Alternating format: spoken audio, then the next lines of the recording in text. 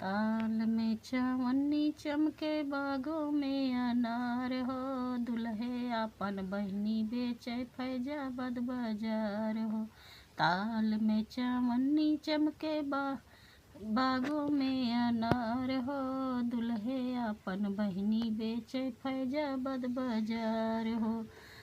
बेचत बेचत संझा होई गे बहिनी ना बिकाए हो। बनिया साले से तैलई जा बहिनी मोर कुंवार हो।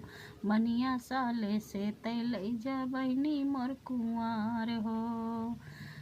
बागों ताल में चवन्नी चमके बागों में अनार हो। दुल्हे आपन बुआ बेचे फैजाबाद बाजार हो। दुल्हे आपन बुआ बेचे फैजाबाद बाजार हो। बेचत बेचत संझा होई गे बुआ ना बिकाए हो। बनिया साले से तैलई जा बुआ मोर कुंवार हो।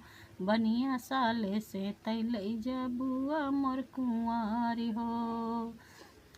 ताल में चवन्नी चमके बागों में अनार हो। समधी आपन बहिनी बेचे फैजाबाद बाजार हो।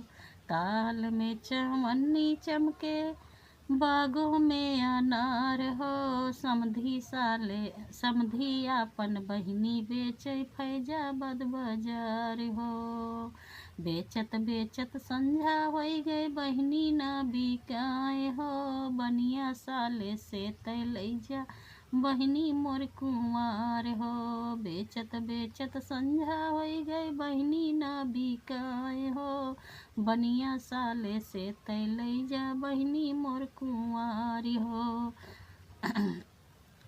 ताल में चवन्नी चमके बागों में अनार हो। समधी आपन बुआ बेचे फैजाबाद बाजार हो।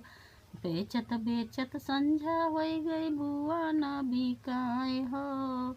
बनिया साले से तैलई जा बुआ मोर कुंवार हो। बनिया साले से तैलई जा बुआ मोर कुंवार हो।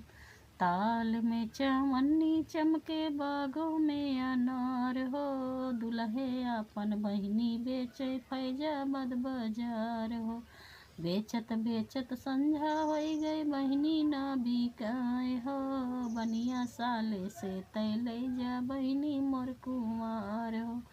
बनिया साले से तैलई जा बहिनी मोर कुंवारी हो। ताल में चवन्नी चमके बागों में अनार हो। पंडित आपन बहिनी बेचे फैजाबाद बाजार हो। पंडित आपन बहिनी बेचे फैजाबाद बाजार हो। बेचत बेचत संझा होई गई बहिनी ना बिकाए हो। बनिया साले से तैलई जा बहिनी मोर कुंवार। बनिया साले से तैलई जा बहिनी मोर कुंवारी हो। ताल में चवन्नी चमके बागों में अनार हो।